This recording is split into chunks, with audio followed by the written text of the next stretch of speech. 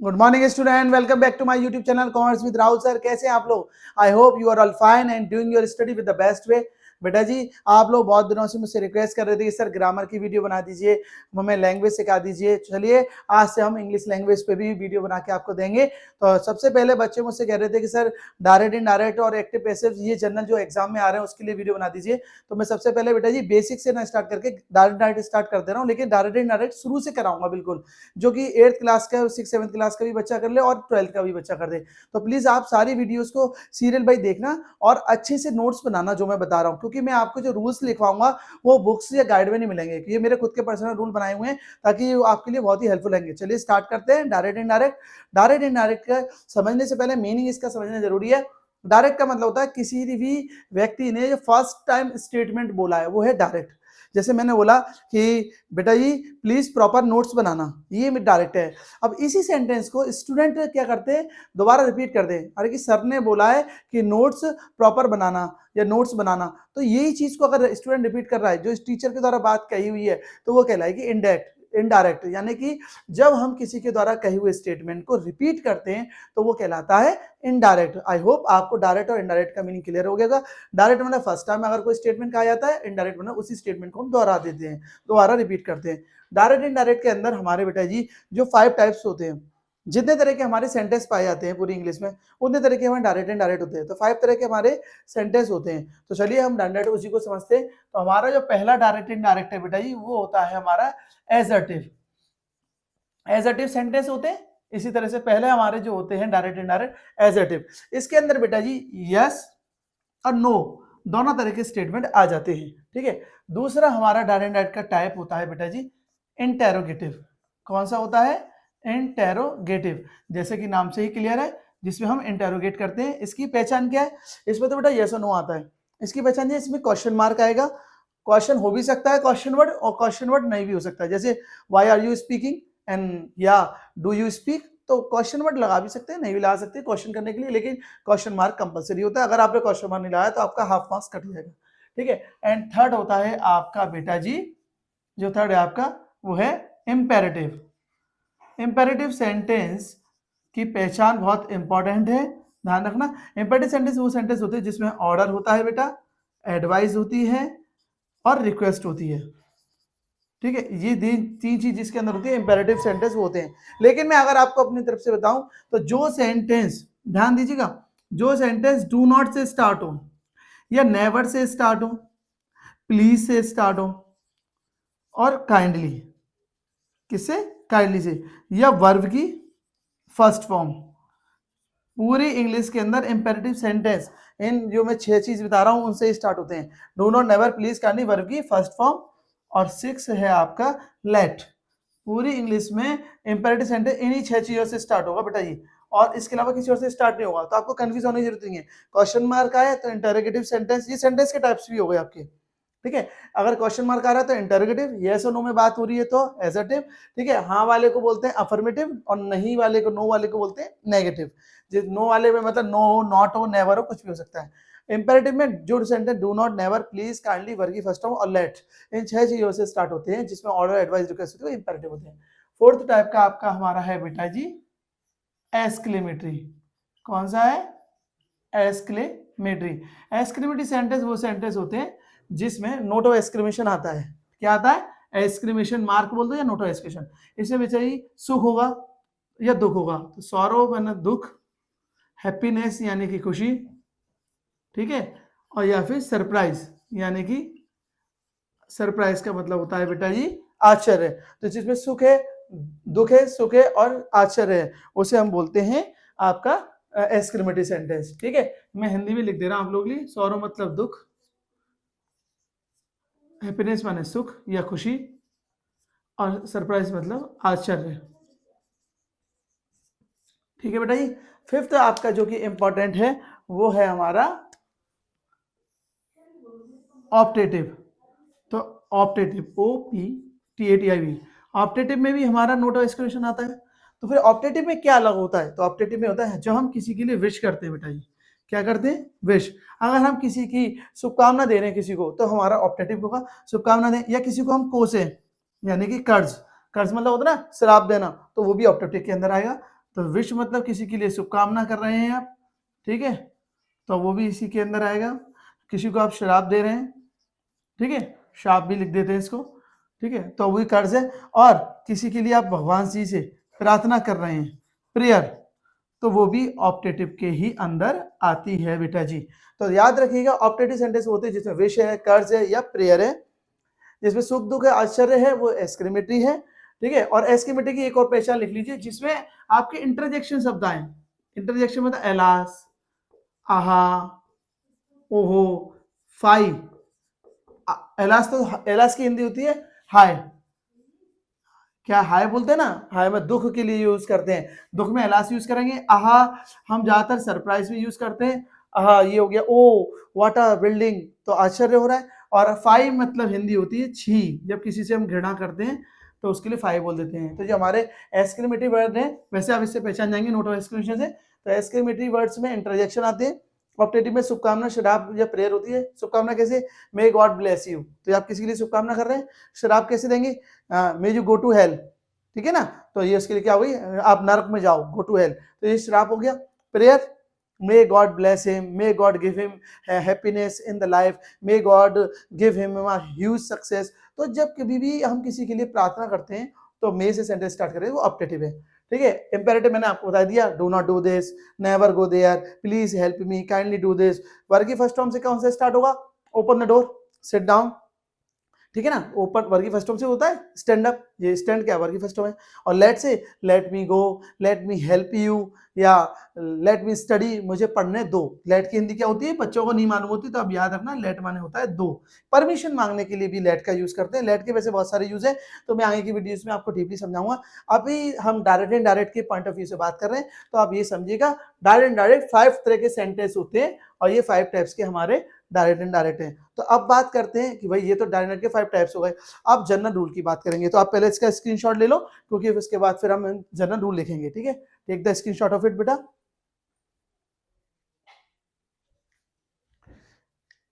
चलिए अब हम इसको है ना साफ करते हैं।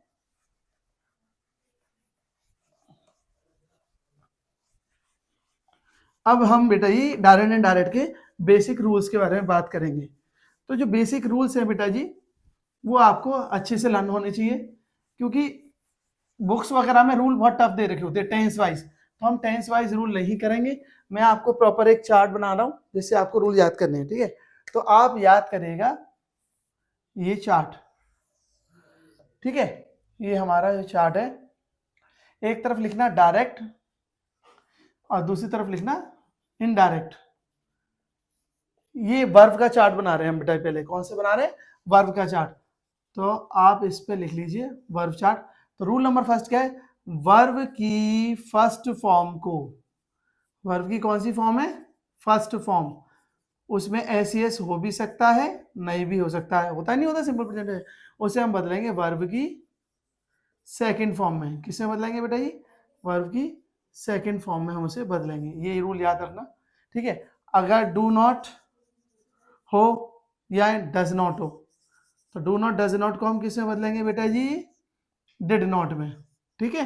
ये डायरेक्ट के रूल हैं, आपको इसको इसी में ही बदलना है, उल्टा नहीं करना है, ठीक है। आपको इसमें ही बदलना है, इसको इसमें बदलना, ठीक है। वर्ब की फर्स्ट फॉर्म को सेकंड फॉर्म में, डू नॉट डज नॉट को डिड नॉट में।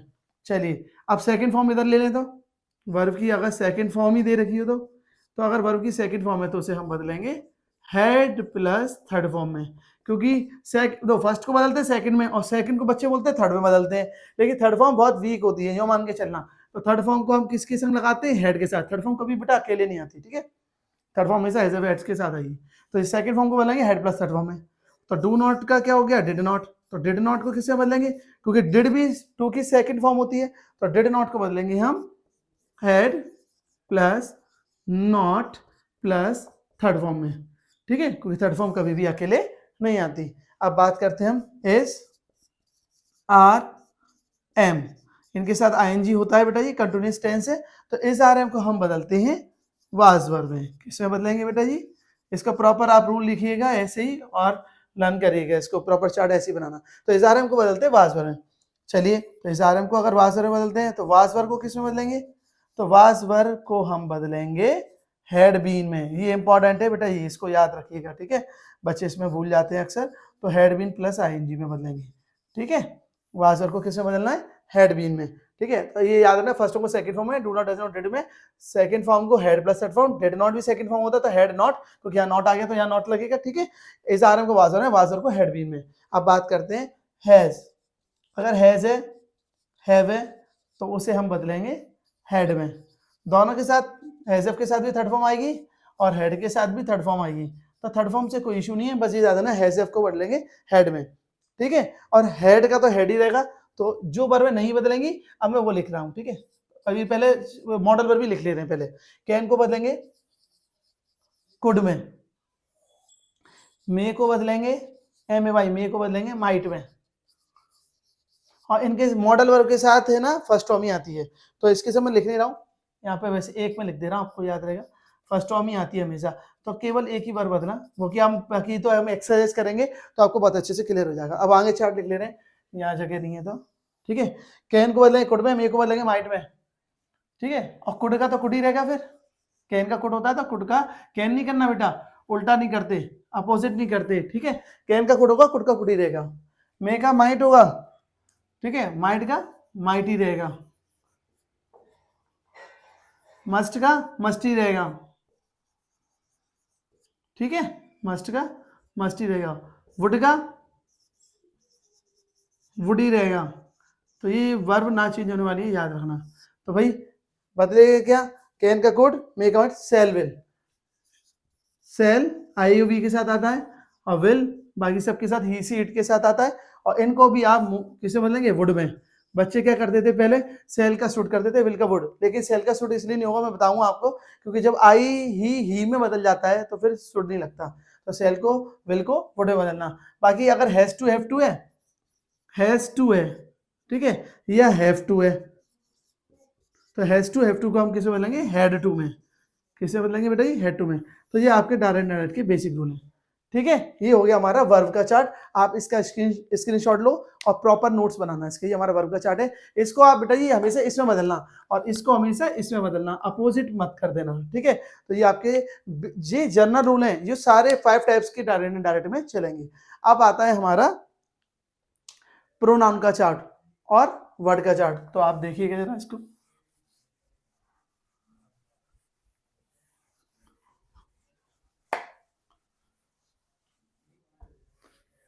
प्रोनाउन का क्या चार्ट कहता है बेटा, ये देखेंगे। प्रोनाउन का चार्ट क्यों बता रहा हूं मैं आपको,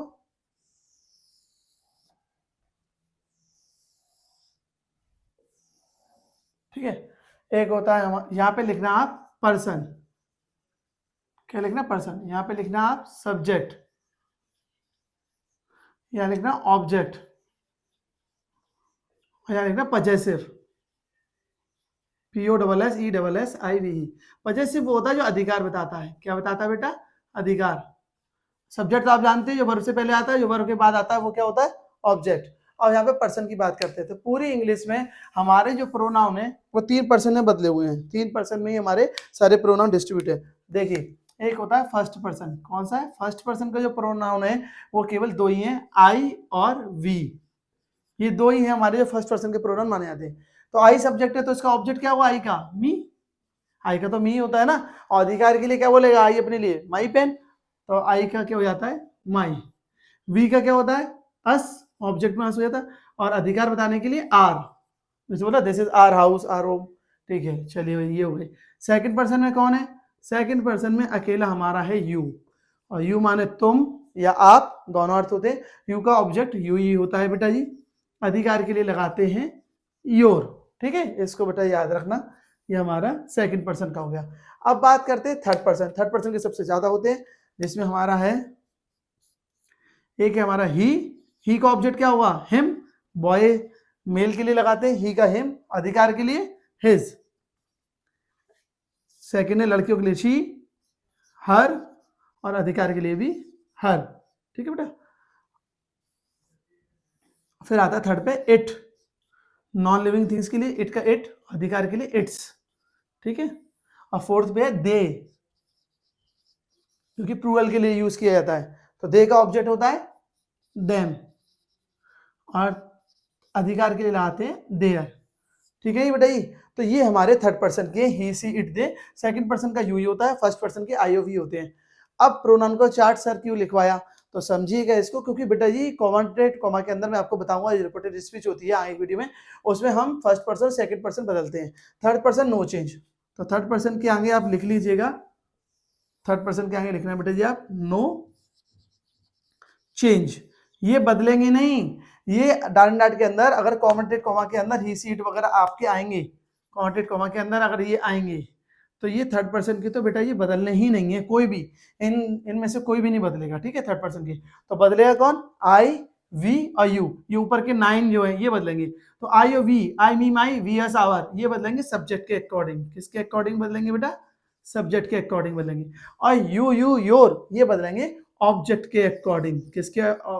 किसके अकॉर्डिंग बदलेंगे, ऑब्जेक्ट। ऑब्जेक्ट मतलब जो सेट के बाद होगा, राम सेट टू मी, तो राम के सब्जेक्ट है, सेट टू मी, मी क्या ऑब्जेक्ट, तो यू यू योर बदलेगा ऑब्जेक्ट के अकॉर्डिंग, और राम या ही सी जो ही सब्जेक्ट से पहले होगा तो उसके अकॉर्डिंग आई वी वाई बदलेंगे। मैं समझाऊंगा आपको, बस अभी आप रूल ये लिखो कि आई me my V S R को सब्जेक्ट के अकॉर्डिंग बदलेंगे और यू यू योर को ऑब्जेक्ट के अकॉर्डिंग, और इन थर्ड पर्सन को हम बदलेंगे नहीं। तो हमारा नियम बन गया सब्जेक्ट का एस, ऑब्जेक्ट का ओ और नो चेंज का नो, तो यानी कि सन का नियम बन गया, फर्स्ट पर्सन सब्जेक्ट के अकॉर्डिंग, सेकंड पर्सन ऑब्जेक्ट के according, third person no change, N मतलब नो। तो ये हमारा प्रोनाउन का चार्ट है। आई होप आपको ये है ना क्लियर हो गया होगा। चलिए अब नेक्स्ट वीडियो में हम एक वर्ड का चार्ट आपको और समझाएंगे, और उसके बाद हम डायरेक्ट की एक्सरसाइज करेंगे। तो प्लीज आप ये सारे नोट्स तब तक के लिए याद करके रखना, और कुछ भी अगर समझ में नहीं आए तो मुझसे कमेंट बॉक्स में आप ओपनली विदाउट एनी हेजिटेट पूछना बेटा, मैं आपके लिए 100% हेल्प करूंगा। Thank you. वीडियो अच्छी लगे तो लाइक शेयर करिएगा अपने क्लास के स्टूडेंट्स हैं, ताकि उन सब लोगों को भी डायरेक्ट अच्छे से समझ में आ सके। थैंक यू बेटा।